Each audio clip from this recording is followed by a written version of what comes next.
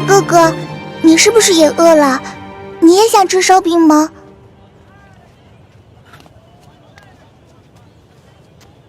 小妹妹，哥哥不饿，是哥哥的妹妹饿了。你能把这张白面烧饼分给哥哥一半吗？等将来，哥哥一定还你10张肉饼。真的，你没骗我。真的，我没骗你。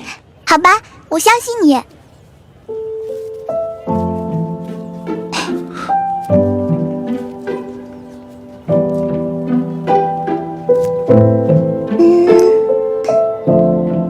你将来要请我吃肉饼，这块大的给你吧。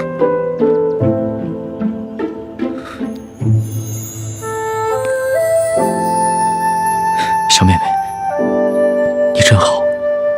你能告诉哥哥你叫什么名字吗？我叫喜儿。喜儿，真好听。娘，买到米了。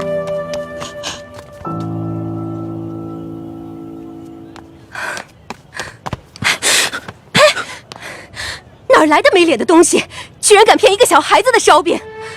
这个烧饼可是我当罗培家的银簪子才换来的，居然被你骗去一半。这个大嫂，我没有骗你，我只是暂时落了难。等我回家有了钱，我一定还给你10张烧饼。还？你骗谁呢？这年头，休说你一个叫花子，就连官府都不讲信用。说好的每人每户1两银子1担米，结果呢，只是给了这么点发了霉的陈年糙米。你们淮阴县也是如此吗？哪年赈灾不是如此？不利的灾民尚能领到少许白米白面，到了我们县里，就只剩下这发了霉的陈年糙米了。再到下面各个乡村，剩下的就只能是糠皮了。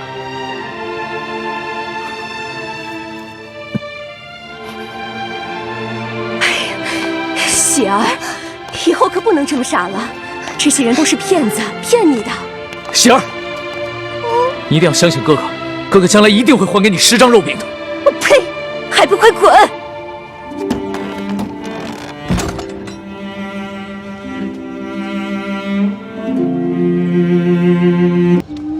来，娘，你先吃。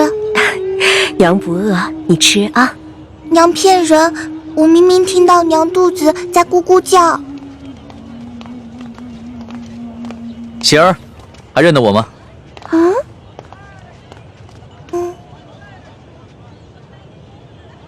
哦，大哥哥是你呀！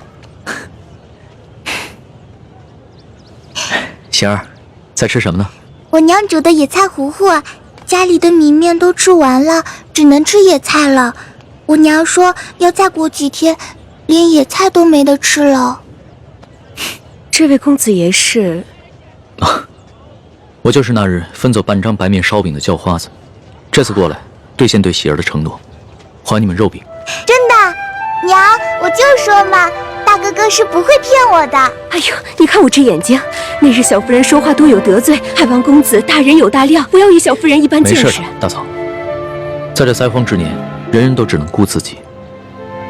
这喜儿啊，能把仅有的1张烧饼分我一半，这等大恩，也是让我终身难忘的。来，肉饼，整整10张肉饼，赶紧吃吧。娘，你先吃吧。谢谢公子爷。大嫂，能不能把这碗野菜糊糊给我喝呀？这公子一看就是出身不凡的大富大贵之人，如何喝得这个呀？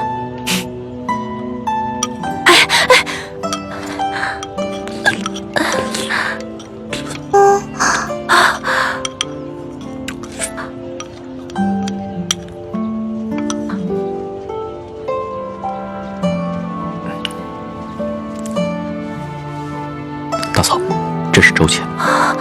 这可如何使得？没事儿，收下吧，这是我欠你们的。相信我，很快朝廷就有新的赈灾措施下来，到时候就再也没有人能骗得了你们了。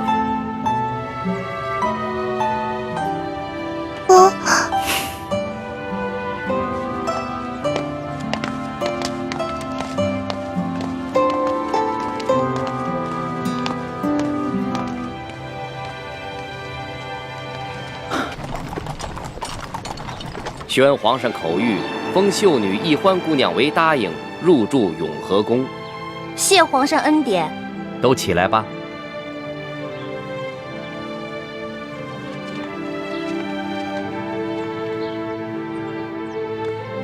哟，易欢，你这一连侍寝3日，我们还以为皇上多宠爱你呢，没想到就封了个品阶最小的答应。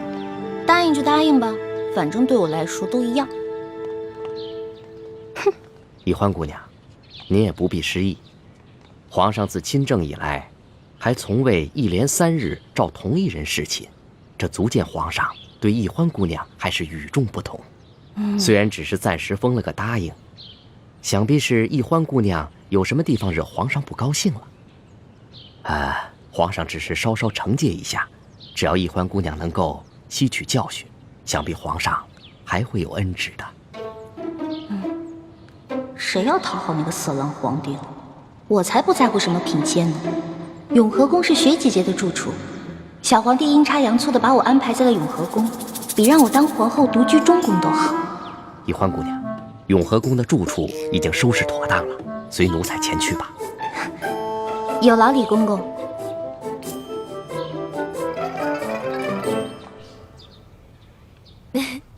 真想不到，皇上正巧把你安排在永和宫，这下咱们姐妹俩可以日夜相伴，互相照应了。就是啊，我本来特别讨厌那个小皇帝，结果他这么安排吧，我现在都不讨厌他了。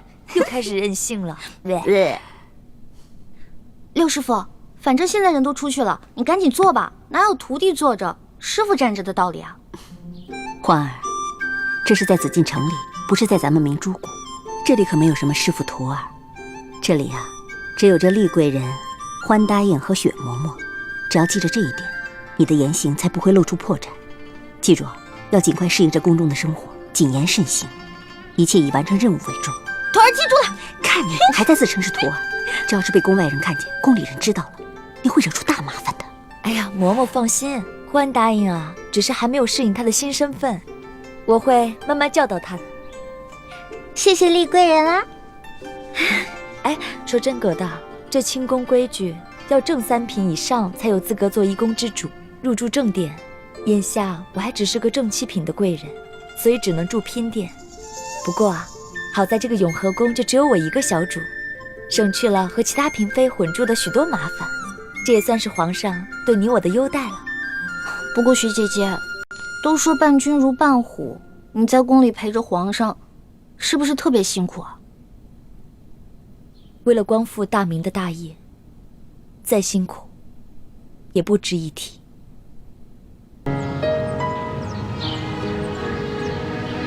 皇上有旨，宣易欢姑娘侍寝。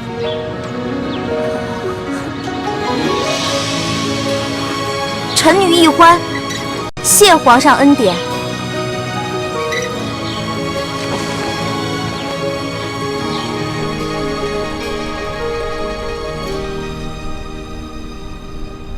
清晨的风吹如花，落入尘世的繁华。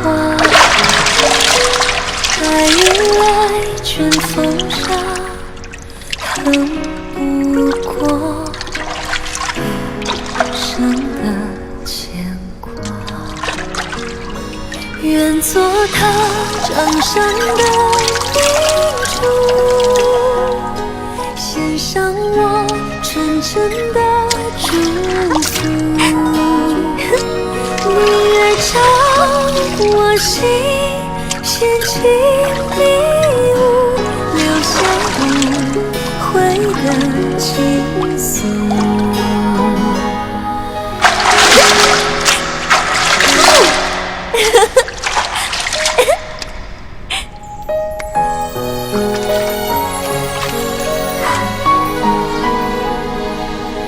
李公公，李公公，我要换的衣裙在哪儿啊？易欢姑娘，侍寝是不能穿任何衣服的。你要是沐浴完了，就请出来，我们为您裹上红绸，然后呢，就抬去皇上的寝宫。不能穿衣服啊？对，就连任何首饰都不能戴。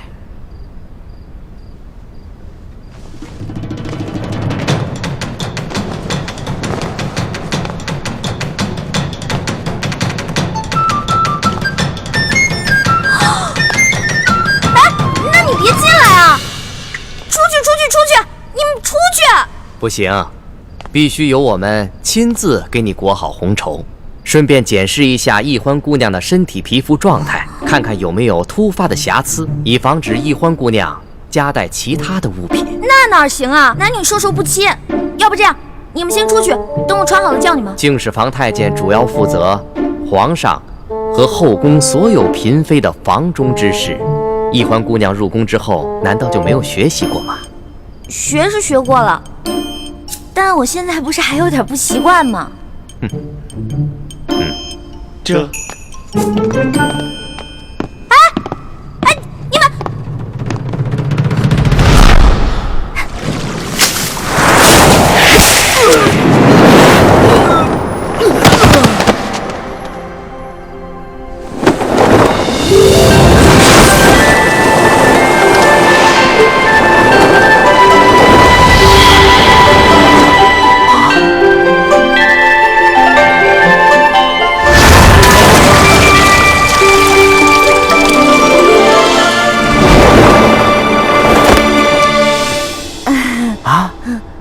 易欢小主，你居然会轻功？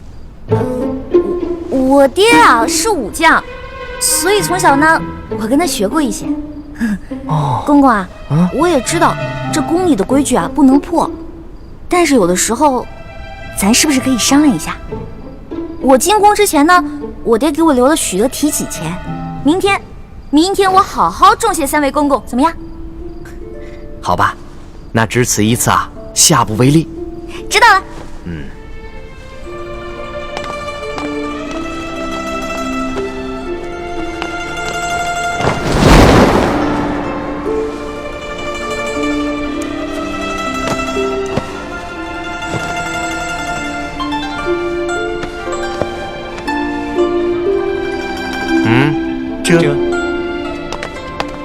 哎，那个公公，我把那个丝巾拿一下，我的丝巾，我的丝巾！哎，公公！易欢姑娘，别说丝巾了，一根丝线都不能带。我的丝巾，公公，我的丝巾！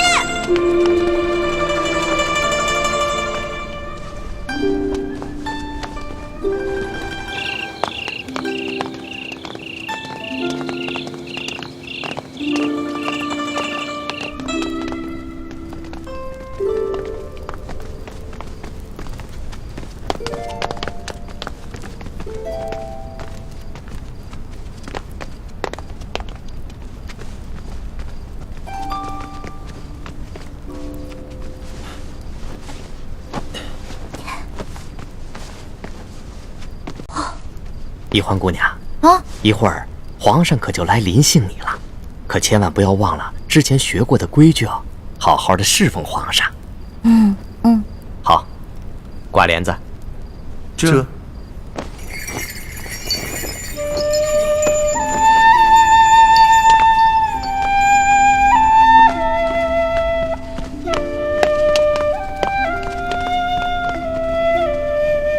原来这就是皇帝的寝宫啊！也不知道龙小弟究竟和康熙那个小皇帝说好了没有？朱哥哥给我准备的丝巾没有了，万一这小皇帝临时起了色心，假戏真做了，那可怎么办啊？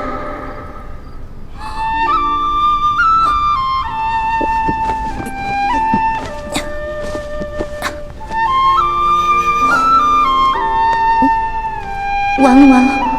朱哥哥要是看到我穿成这个样子，肯定会气个半死。要不趁这个小皇帝还没来，我赶紧溜了吧。万一那个小皇帝怒了砍我的脑袋，那龙小弟肯定会帮我求情啊。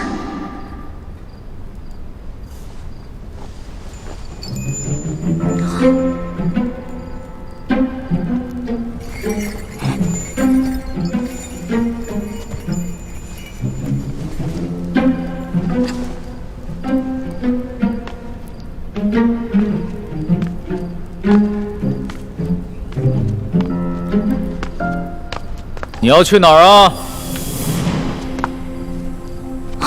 你谁啊？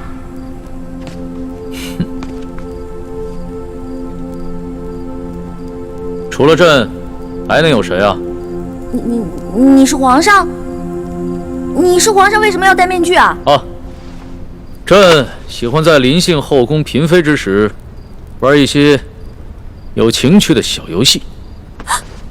臣女一欢叩见皇上，皇上万岁万岁万万岁！起来吧，这里又没有外人，不必那么拘束。谢皇上。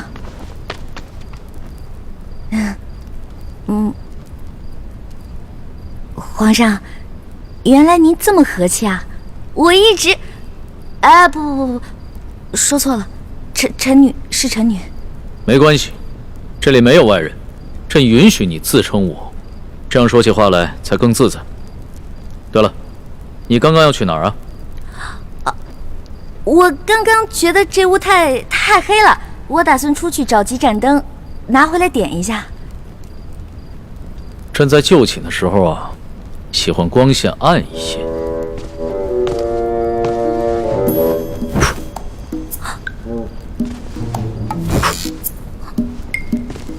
皇上，您别把最后一盏灯也吹灭了，我怕黑。别怕，有朕呢。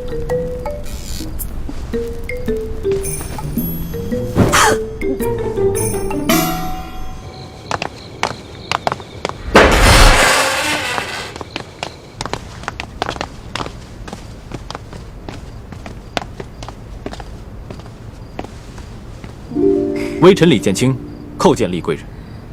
李太医免礼。谢厉贵人。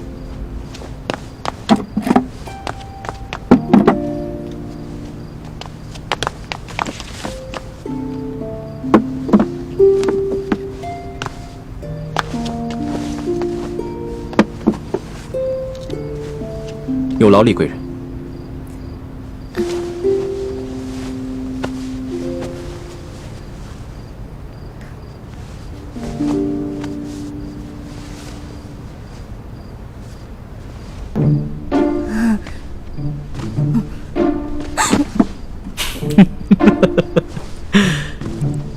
你看起来好像在发抖啊，很怕朕啊？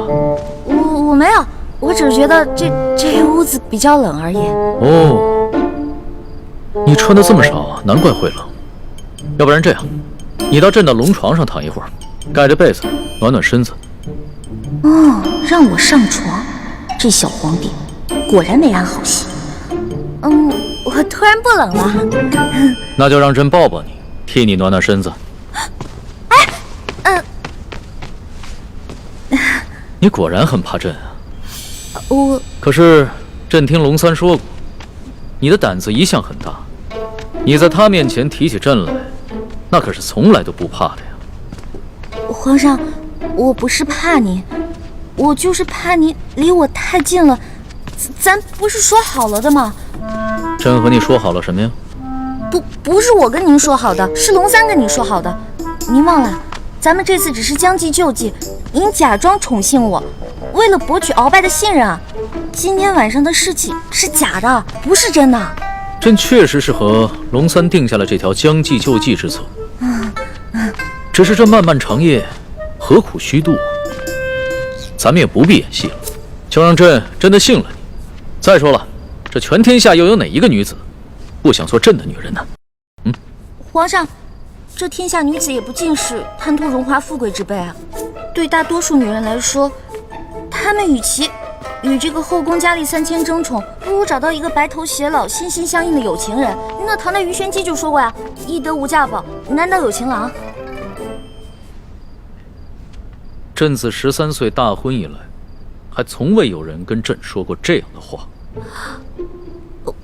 皇上，您生气了？你不会砍我头吧？你当朕是杀人狂魔吗？动不动就随便砍别人的头。你这句话非但没有激怒朕，反倒更加激起了朕的兴致。我看咱们也不必苦苦做戏了，就让朕真的信了你。待共度良宵之后，朕便封你做贵人。皇上，你觉得如何？皇上，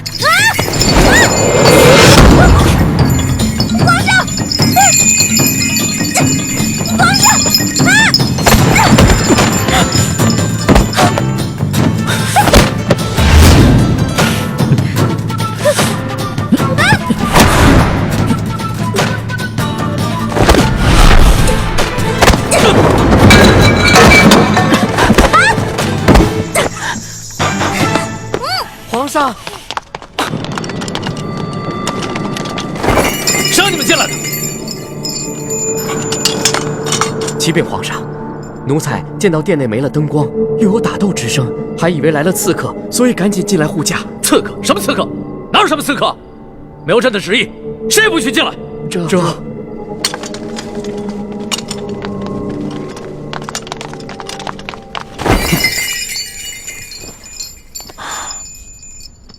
好了，别再动手了。再动手的话，真把你当刺客，你这颗脑袋就真的搬家了。你哭什么呀？皇上欺负人！朕怎么就欺负你了？是你先对朕出的手啊！这还是第一次有人敢在朕的龙床上对朕大打出手，只怕也是古往今来第一个敢在龙床上对皇帝大打出手的女人吧？皇上强词夺理，明明就说好了还强迫人家不想反抗还不让，反抗打不过人家就吓唬人家，哪有这样的？朕有你说的那么不堪吗？好了，别哭了。要是被外边的太监给听见了，不知道的还以为朕欺负你一个弱女子呢。那皇上你离我远点，我就不哭了。你让朕远点，朕就远点，那朕岂不是很没面子？龙小弟，你在哪儿啊？你还说皇上是个正人君子，结果皇上就欺负一个弱女子。来，好了，别哭了。哎，朕不跟你这个小女子一般见识。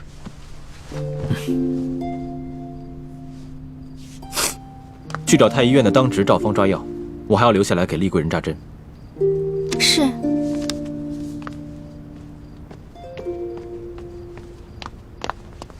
你去烧壶热水，一会儿我要替丽贵人更衣。是。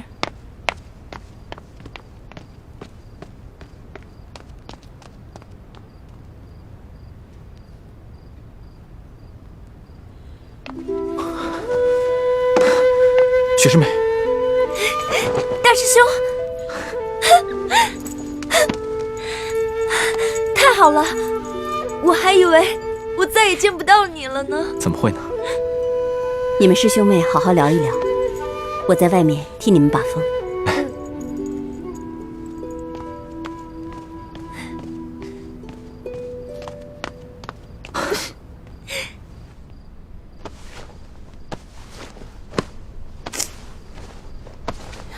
你找什么呢？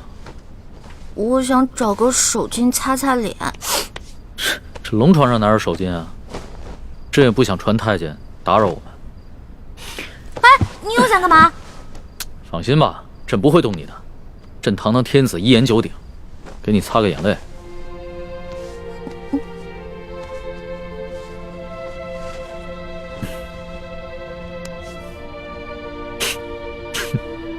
看看你现在这副样子，亏龙三还说你是他的老大。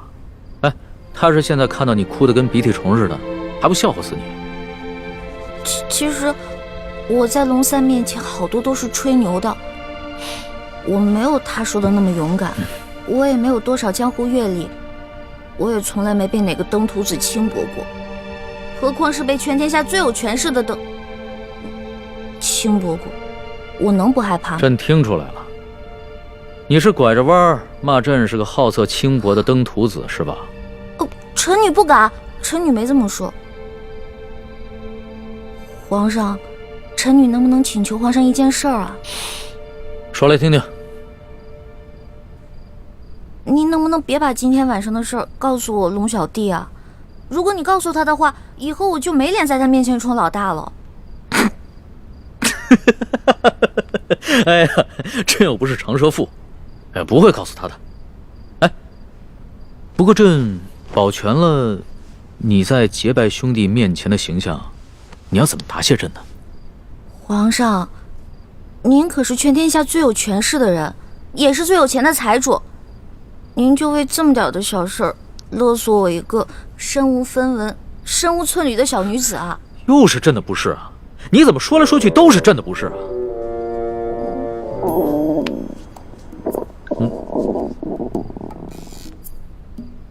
什么声音？是我肚子叫。我今天晚上实在太紧张了，所以没有吃晚饭，现在特别饿。朕想起来了，你最大的爱好就是吃。龙三跟朕说过，你现在在替朕办差，朕也不能让你饿着肚子。说吧，想吃什么？谢皇上，我想吃烤鸭、炸虾丸子、蒸乳酪，还有黄焖小羊排，还有素八碟、珍珠翡翠羹、水晶包子豌豆黄，再加一壶桂花酿。哎，皇上，你怎么知道我喜欢吃什么呀？这个是龙三跟朕说的。龙三跟朕说呀，你们两个头2次见面的时候啊，你都在跟他抢吃的，朕听着有趣儿，所以印象也就特别深刻。这个龙三，以后再也不理他，怎么把我什么都告诉人家？朕可不是人家，朕是皇上。来人，掌灯，传膳。怎么办呢？今晚没了丝巾，哎呀，李公公这个家伙，肯定是识破了我的丝巾有迷药，怕他干洗。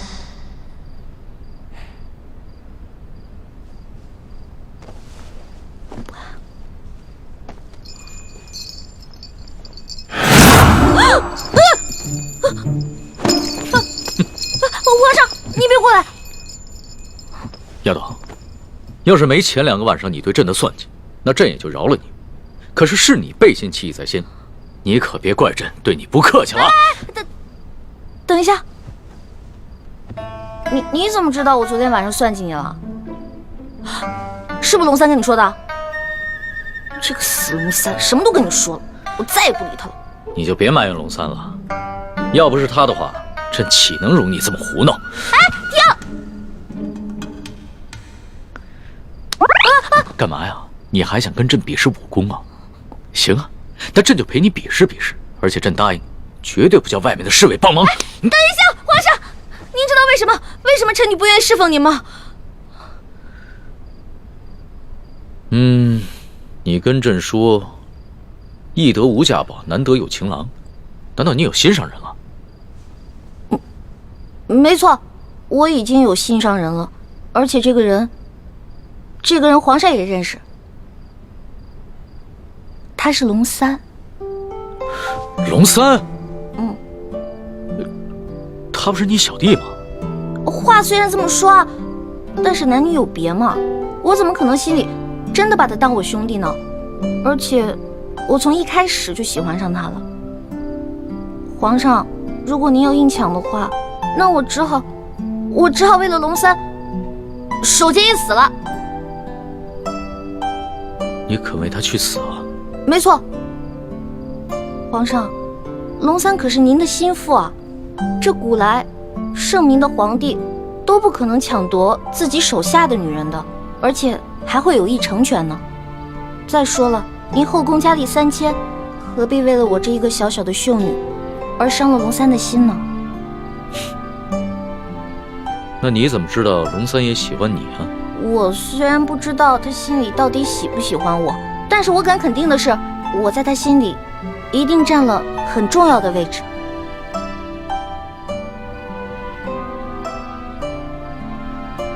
老大，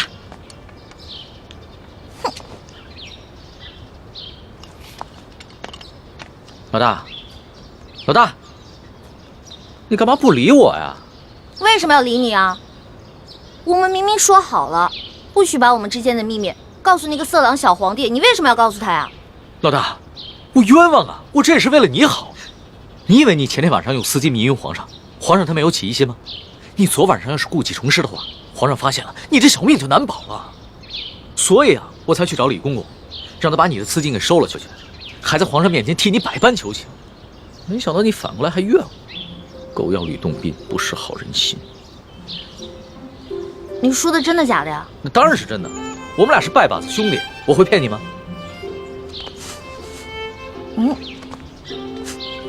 昨晚又喝酒了？没有，我哪能天天不务正业的喝酒赌博呀？我是昨天晚上一个人在房里边高兴，自己喝酒呢。呀，发生什么喜事了？说来听听。昨晚你回了储秀宫以后，皇上把我给召了过去，把你跟他说的话都跟我说了。我从一开始就喜欢上他了。皇上，如果您要硬抢的话，那我只好为了龙三守节已死了。所以，老大，你跟皇上说的都是真的，对吧？我是怕皇上假戏真做，所以我才骗了他。龙小弟，你千万别误会啊！你只是骗皇上？是啊，你想，如果我不把你拿出来当挡箭牌，那皇上肯定会吃了我呀。那你对我？我对你，我们当然是好兄弟了。你是我小弟，我是你老大嘛。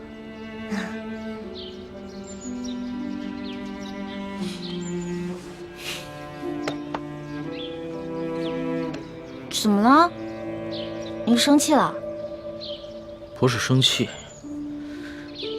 也许你就是情窦未开，说了你也不懂，或者是你根本就是在装傻，所以不论我怎么说，你都会装着不懂。我们两个不是一直挺好的吗？我们俩是兄弟，这样相处不是也一直挺好的吗？那是以前，那是我还以为你是个男人的时候。可你现在呢，就是一个明艳动人、活泼可爱的女子，我怎么把你当成同性兄弟看待啊？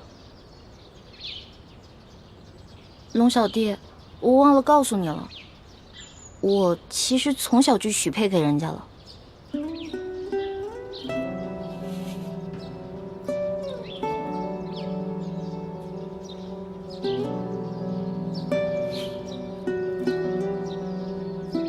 所以你很爱那个人是吗？为了他，你连皇上的临幸也不要，对我更是不屑一顾。也不是啦，我们两个从小就定下来的亲事，我跟他从小青梅竹马，他呢对我特别好，我也挺喜欢他的，但是我不知道我对他的喜欢是不是你们说的那种男女之情。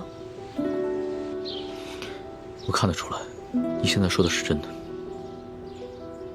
那是不是不论如何，不管你待他的情感怎么样，你最终都会嫁给他？我的未婚夫曾经很富有，很有权势，但是后来他们家衰落了，他一心想着要成家立业，先成家再成亲，所以我得一直等着他，我不能嫁给别人。好吧，我明白了。但是皇上信以为真了，他跟我说了，为了照顾我的感受，从今天晚上开始，不会再找你侍寝了。真的？哎呦，龙小弟太好了，多亏了有龙小弟，要不然都没有人在这宫里罩着我了。所以在你心里，对我这个龙小弟的印象，至少比皇上好了很多，是吗？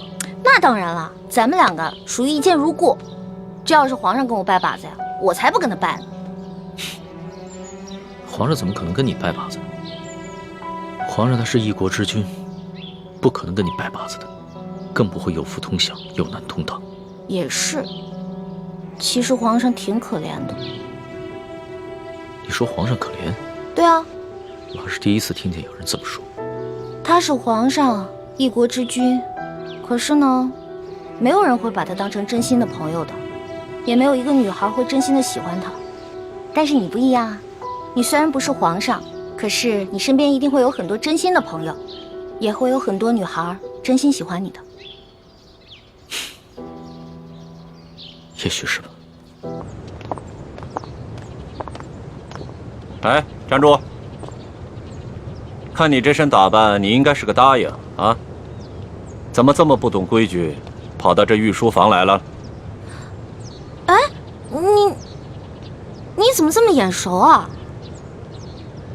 啊，我想起你来了，原来你也是侍卫，在御书房当差啊。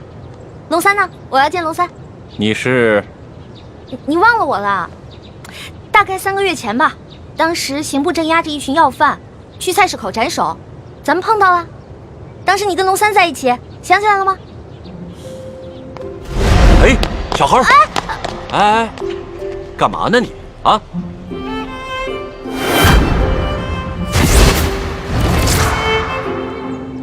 是你？我呀？哎，你是个女的，还进宫当了个答应。哎，龙三呢？龙三，难道你不知道龙三他是？我知道啊，龙三他不是御前侍卫吗？在御书房当差。哦，他是这么跟你说的。我明白了。龙三他今天不在，你身为答应，也是后宫中的人，没有宣召呢，不得随便来到御书房，以免惊了圣驾。现在皇上啊，马上就要退朝来御书房了，啊，你赶快回去吧。哦，龙三也不在，走就走嘛，皇上哪那么容易就惊了圣驾呀？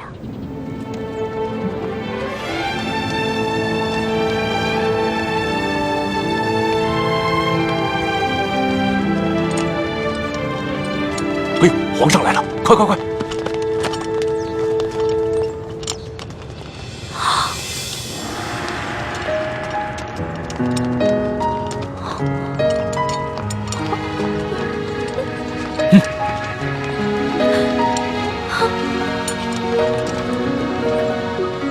你见了皇上，为什么不跪呀？你是皇上？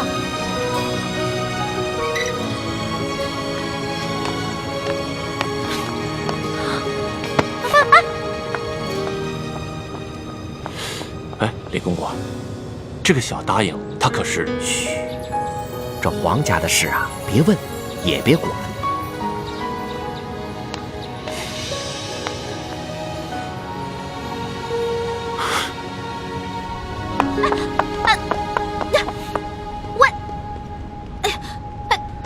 你到底是谁啊？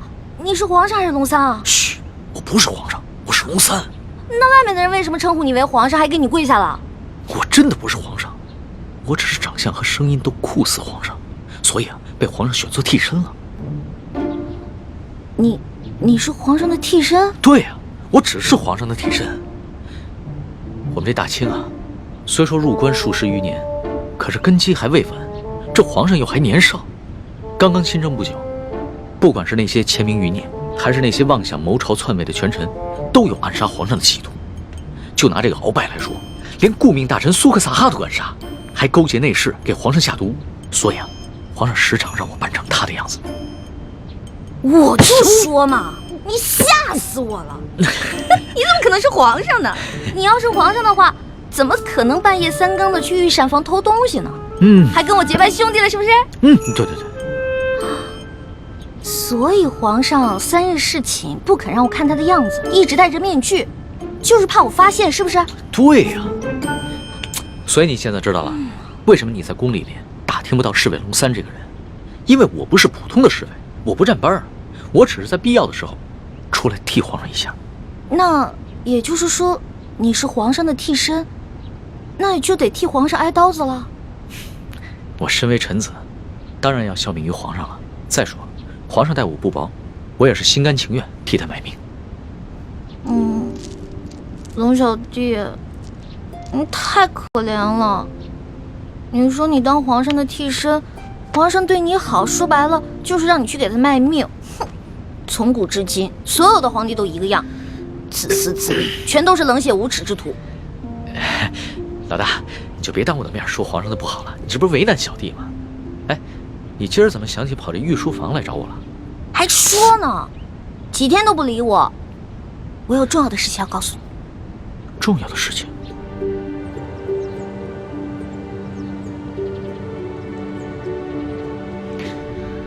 这皇上一听说丽妃遇刺，就怀疑过鳌拜，没想到真的是他。可不是嘛，这个鳌拜勾结内侍，行刺嫔妃，简直是胆大包天，把皇上都不放在眼里。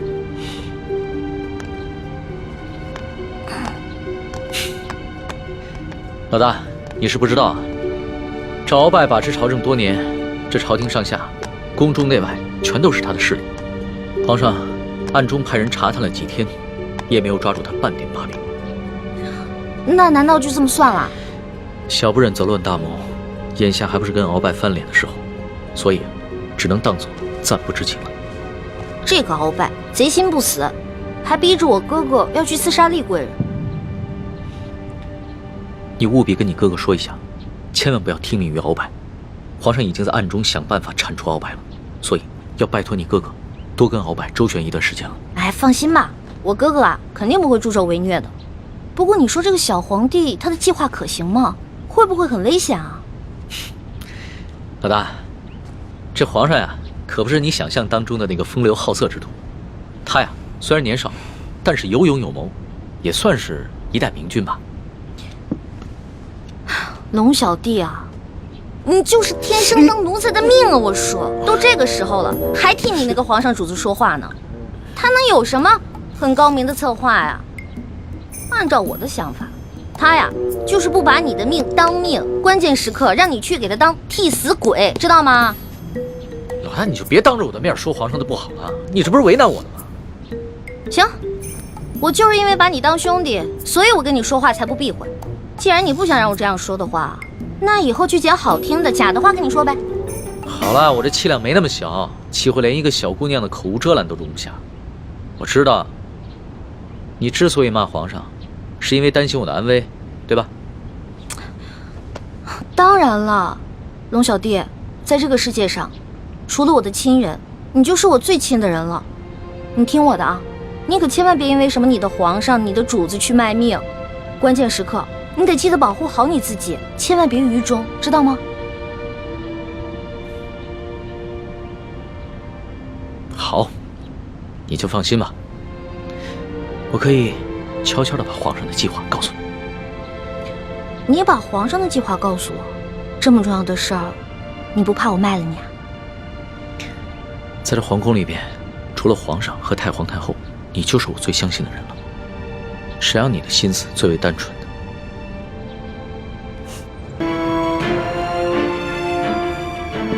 皇上，这数十位联名上书的大臣，分明就是在构陷奴才，这是在离间你我的君臣之义，这简直就是对皇上的大不敬。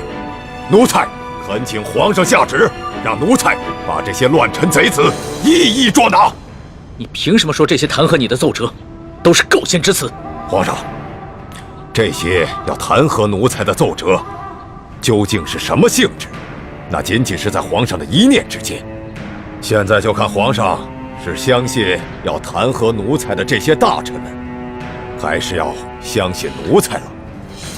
鳌拜，你当着朕的面撕毁奏折，言语无状，在你的眼里还有朕这个皇上吗？这奴才的性情一向是如此，皇上忘了，皇上经常夸奴才性情憨厚耿直，怎么到了今天就说奴才是言语无状了呢？奴才自辅政以来，哪天没有要弹劾奴才的奏折？皇上和太皇太后一向是看都不看就直接给了奴才，怎么到了今天，皇上就拿这些奏折来斥责奴才了呢？这么看来，不是奴才的眼里没有了皇上，而是皇上的心里根本就没有奴才了。到了现在，你还在强词夺理，丝毫没有悔改反省之心，真是让朕心寒呐！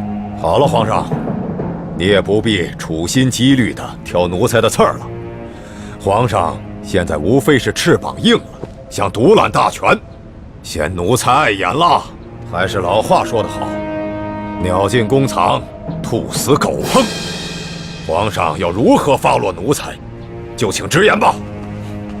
好，鳌拜，朕知你辅佐三朝，劳苦功高，朕看你不如安心找一个地方颐养天年吧。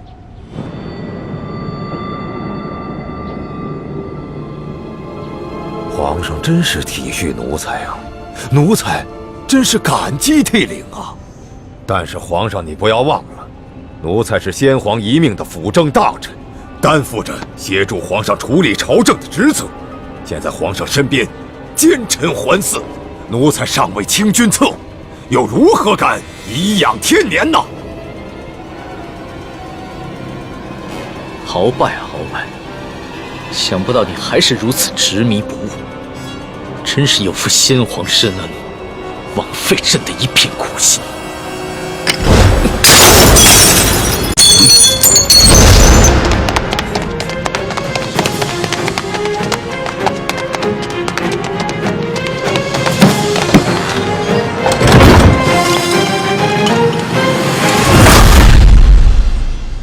按理说，我们站在康熙这边，得到的利益会更大一些。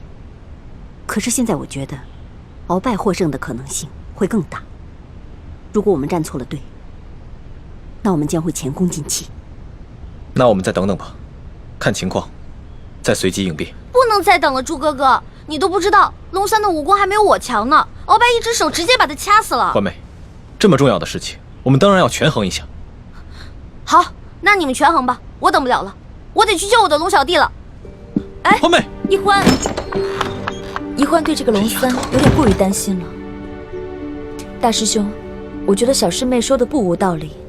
眼下就是一场豪赌，我们把赌注押给康熙，对我们似乎更有利。我等不了那么多了，我得去救他。哎，太子，我也跟你一起去。不能去吗？倾城，为什么？你不能去。无论康熙和鳌拜谁胜谁负，你我都不能暴露身份。可是鳌拜号称大清第一勇士，我担心大师兄不是他的对手。你放心，太子自有分寸。如果情形不对，他一定会及时发出求救信号，到时候我们再见机行事。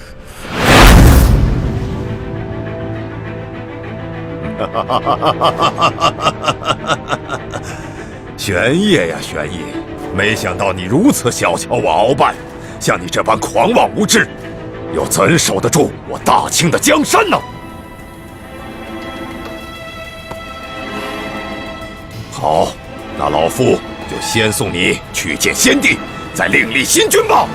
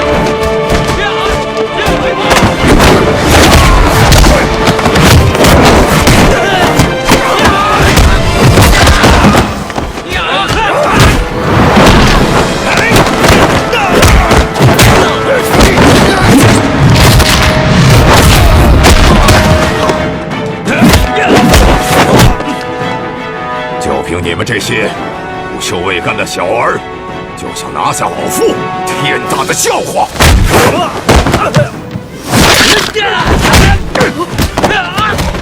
李德福，这让你准备的东西你备好了吗？回皇上，奴才岂敢抗旨？奴才确实在茶里下了内力散，奴才也不知道为何会失去效果啊！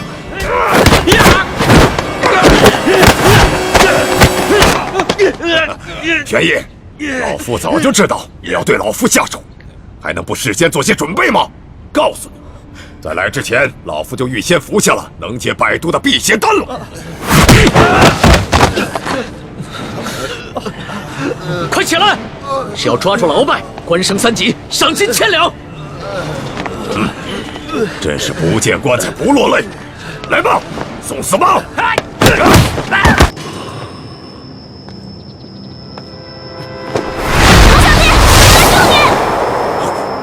没事吧？一欢，你疯了吗？你这个月的大补丸不想要了吗？义父，对不起了，请恕干女儿要大义灭亲了。你别忘了，你哥哥和你都服下了老夫的大补丸。我告诉你，一旦毒发，你们会死得苦不堪言。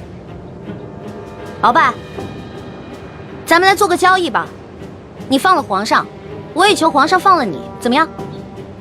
老夫真是看走了眼了。老夫原本以为你是一个聪明伶俐的丫头，没想到你这般幼稚。站住，鳌拜！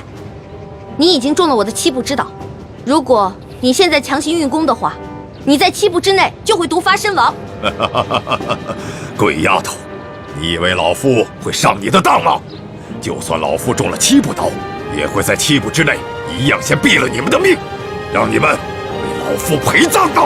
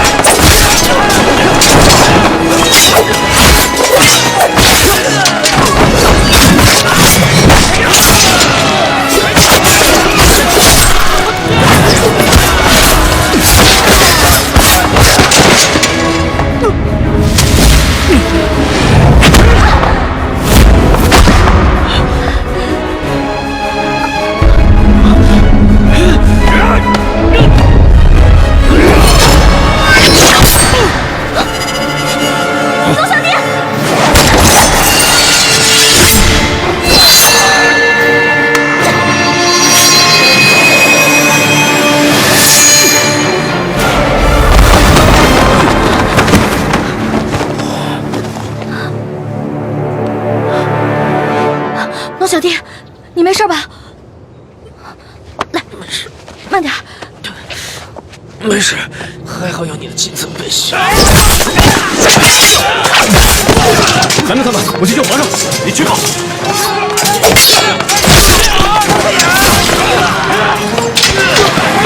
死丫头，你把老夫的金蚕背心也给了皇上，看来你对皇上是动了真心了。只可惜，就算是皇上穿了金蚕背心，老夫也一样要他的命。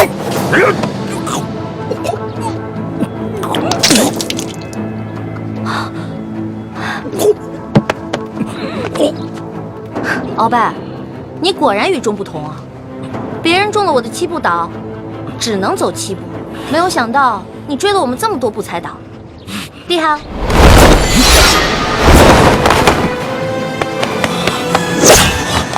猪哥哥，剑青，快杀了这个小皇帝，杀了他，杀了他，就是大功一件，老夫就会把你们兄妹2人的大补丸的解药给你们，还会升你为太医院的院判。快，杀了他！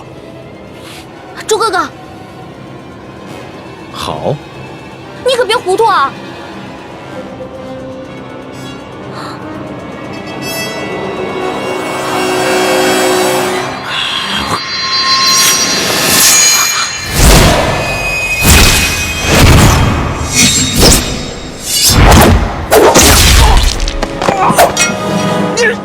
中堂大人，你忘了，我是奕欢的哥哥，当然要帮自己的妹妹。你们这大补丸的解药都不想要了吗？中堂大人，你又忘了，我是大夫，大补丸的解药我会解出来的。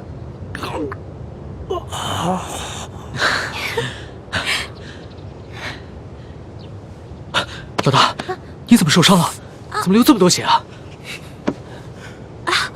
我不知道，我竟然受伤了。哎，你疯了！你似龙袍是杀头之罪，是我的。好。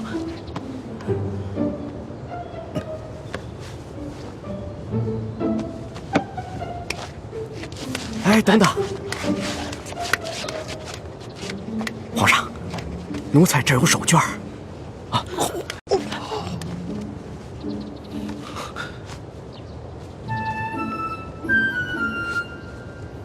好些了吗？嗯。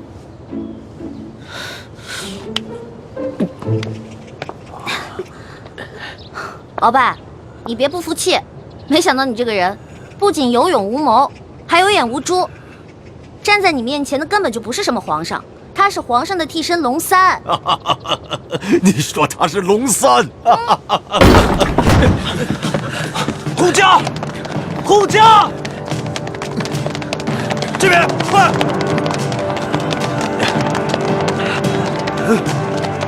启禀皇上，情况果然如您所料，这宫中藏着数十个鳌拜的手下，奴才按照您的吩咐早有准备，才顺利的将他们拿下。好，擒下鳌拜。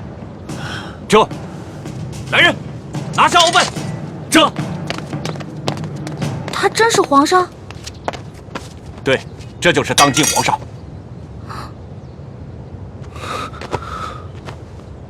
微臣参见皇上。丫头，你白长了一双大眼睛，中看不中用。你可知这玄烨在先皇的皇子中排行老3，龙三的名字是他平时出宫微服私访时的化名。你也不好好想想，他要不是真正的皇上，何来的这等的气象啊？你真的是皇上？3日侍寝的时候，为什么朕要戴着面具？朕跟你说话的时候也是破绽百出，可是你都没有发现。朕还从来没有见过像你这么单纯可爱的女孩。华妹，赶紧下跪！你这个骗子！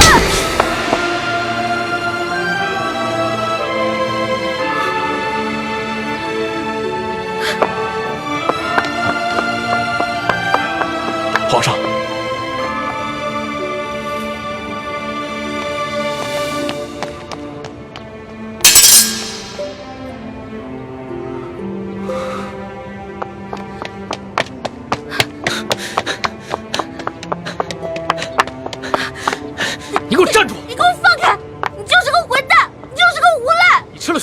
打了。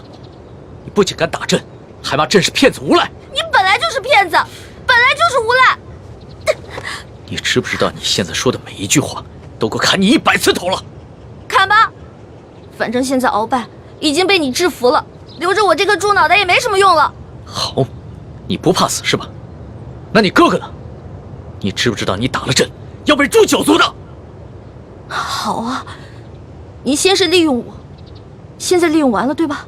我没有价值了，你就知道欺负我，砍我的头，还要诛我9族，有你这样欺负人的吗？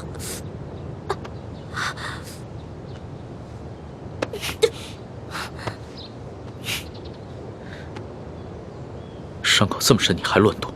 你等一下，朕马上让你哥哥过来给你止血。现在都要砍我和哥哥的头了，还止血干什么？朕难道不该砍你的头吗？你知不知道从小到大，还从来没有人打过朕，就算朕的皇阿玛在世的时候，也从来没有动过朕的一根手指头。那还不是因为你骗我？你跟我说你不是皇上，你是龙三，我是你的老大。那小弟做错事了，老大教训一下怎么了？那要你这么说的话，还是朕的错了。没错，就是你的错，谁让你骗我了？不过龙小弟，你不会真的要砍我跟我哥哥的头吧？你说呢？你当着那么多人的面打了朕，这要是不惩罚你一下的话，还怎么君临天下呀？你还有没有良心啊？刚刚是谁冒死帮你跟鳌拜拼命的？刚刚你确实挺勇敢的。朕原本以为你就算真的担心朕，但也只会躲得远远的。我现在真是后悔了，早知道我就应该让鳌拜把你大卸8块的。朕要是被大卸8块，你也好不到哪儿去。你忘了你跟朕结拜过？你还说我被你玩的团团转，你现在很得意很开心是不是？那你不也一样吗？啊，老骗我这个那个的，现在知道自己牛皮吹大了。我从小生在穷山村里面，我以为皇上都是那种威严的，哪成想是你这种泼皮无赖样。我怎么就泼皮无赖了？那你还一直女扮男装欺骗朕呢？啊？那反正你替朕挨了一刀，又给了朕一巴掌，这事扯平了。不过，龙小，皇上，是不是以后我得跟他们一样，毕恭毕敬的叫你皇上了？那当然了，在外人面前，朕只能是皇上，你就不能胡闹。只不过，私底下，你如果还愿意叫朕龙小弟的话，朕会很开心的。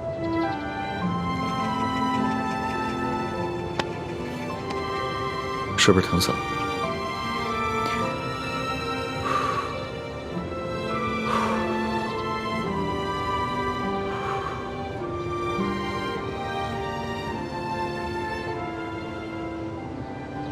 所统，奴才在。朕封你为国史院大学士。奴才谢主隆恩。还有你的那些属下，护驾有功，全部每人晋升1级，赏白银1000两。谢皇上，奴才遵旨。皇上万岁万岁万万岁！平身吧。这。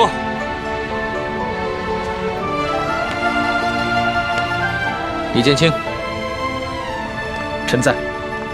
朕封你为太医院副院判，赏黄金100两。皇上，臣之医术还不够格担任太医院副院判一职，若是勉强忝居高位，于臣也未见有益。臣护驾乃是臣分内之事，不求封赏，只求当好一名御医。你年纪轻轻就能淡泊名利，很好。不过既然是你救了朕，那就是为朕立下了大功，朕也得赏罚分明啊。你要是不愿意升职的话，那朕就赐你一件黄马褂，准你有急事的时候，可以直接穿着黄马褂进宫见朕。多谢皇上。桓答应。奴婢在。你为了帮朕铲除鳌拜，不惜冒着生命危险潜伏在鳌拜的身边，还识破了鳌拜要给朕下毒的阴谋，为朕擒下鳌拜立下了首功，可谓是有胆有识、有勇有谋的女中豪杰。你想要什么？尽管说出来，朕都会遂你的愿。皇上，奴婢只有2件事想请求皇上。这第一件事，想让皇上撤去奴婢的答应之位。朕本来就要准备取消你答应的封位，封你为嫔，让你做一宫之主。皇上误会了，奴婢不是嫌答应的封位太小，而是奴婢只想做一个小小的宫女。为什么？因为奴婢的满八旗身份是鳌拜帮我伪造的，之前为了迷惑鳌拜，所以皇上给奴婢封了一个答应之位。可是现在鳌拜已经就擒了呀，所以奴婢也没有必要再假意的做皇上的后宫嫔妃了。这有什么的？朕早就想过了，找一个八旗的宗亲认你做义女，赏你们李家一个满八旗的身份就是了。其实这跟几起也没什么关系。最主要的是，奴婢年少的时候家里给奴婢定了亲，虽然奴婢的未婚夫前几年外出游学，暂时失去了联系，但是婚约还是在的，所以奴婢没有办法侍奉皇上。你的意思是，将来有可能还是要出宫，去跟你的未婚夫完婚？这大清朝跟历代历朝都是一样的，推崇信义为先，这婚约自然也要遵守，所以奴婢就不能侍奉皇上，希望皇上成全。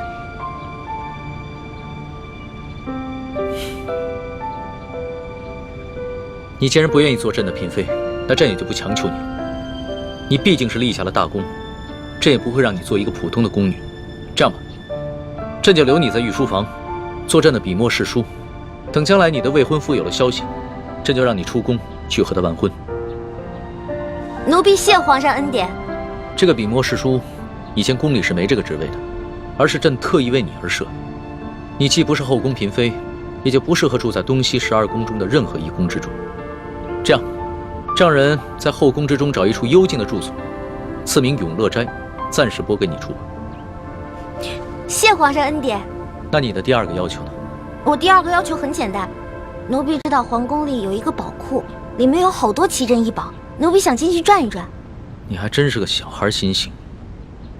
好，朕准你了，准你去宝库逛一逛，顺便挑拣自己喜欢的宝贝，就当是朕给你的赏赐。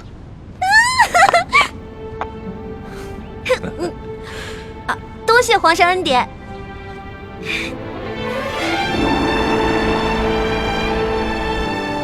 石叔姑娘，哇，请。哇，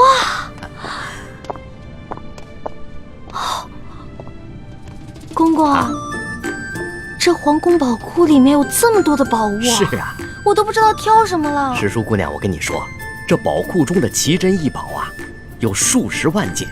姑娘喜欢哪一件，告诉我，我来帮你选。李公公啊，你可知道皇上为何让我来选宝物啊？这个不知道，但是我知道，如今姑娘可是皇上身边的大红人呐。我在这宫中已经30-40年了，还是第一次看到奉旨到宝库中来选赏赐的事情啊。来，这皇上啊，让我来挑宝物啊，实际上是给我下了道密旨，是让我来这儿找铜匣的。哎，但是这事儿除了皇上知道，只有你我知道，不许告诉第4个人啊。奴才明白，姑娘你放心，我在这宫中当差好几10年了，就一样好处，嘴巴紧，从来不乱讲话。这个好，继续保持啊。好，走，我带你去看看册子啊。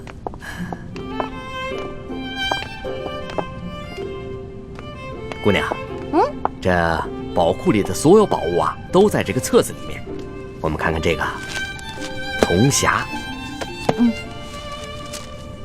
这个是铜匣的，你看看，这个宝库里的铜匣呢，一共有174件，不知姑娘想要哪一件？李公公啊，这个铜匣呢？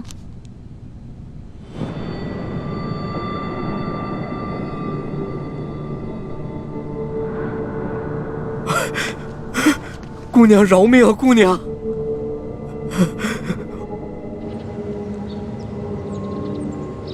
什么？铜匣被鳌拜拿走了？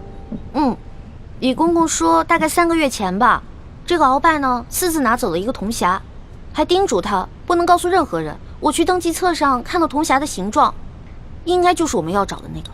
恐怕不是鳌拜私下拿走的，是李公公亲自拿去献给鳌拜的。这个李公公现在还不知道我们已经知道了他是鳌拜的内奸，所以他在言语中呢为自己脱罪遮掩。哎，朱哥哥，我可听了你的话啊，没有揭穿他。你刚才说什么？3个多月前，那不正是义父告诉我们铜匣秘密的时候吗？难道鳌拜也知道了铜匣的秘密，所以抢先一步拿走了铜匣？可是鳌拜怎么知道铜匣的秘密呢？难道我们明珠谷出了奸细？奸细？我觉得会不会是鳌拜觉得那个铜匣很顺眼，自己比较喜欢，就顺手拿走了呢？环美，这么大的事情，我们不能存在侥幸心理。皇宫的宝库中有数10万件的珍宝，鳌拜偏偏选中了铜匣，一定是铜匣的秘密泄露了。那也就是说，咱们明珠谷有内奸了，那怎么办啊？眼下之计，只有想办法到鳌拜府上拿到铜匣，在暗中通知师傅们排查谷中所有人，找到奸细。学姐姐说的有道理，之前这康熙啊，一直担心我中了大补丸的毒，但他不知道咱们已经把毒悄悄的给解了，所以呢，我可以借口找解药，亲自搜查鳌府，康熙肯定会答应我的。环美，康熙一直对你言听计从，就连你之前打了他一巴掌，他也饶恕了你。但是，你千万不要被他的柔情蜜语所迷惑。朱哥哥，哎呦，你在其他事上都挺大气的，怎么这件事上这么小气呢？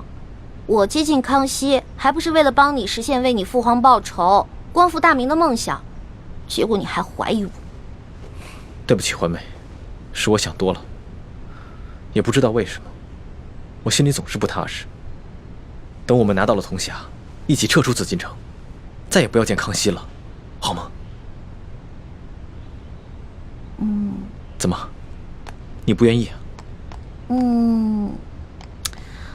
哎呀，说实话啊，在这皇宫里呢，有最大的老大罩着我，想吃什么吃什么，想玩什么随便挑，这种感觉还真让我轻飘飘的。我还想多享受几天呢。你呀，哎呀，好了，我只是把我自己内心的话说出来而已嘛。为了不让你生气，我保证等找到铜匣以后，跟你们一起撤，行了吧？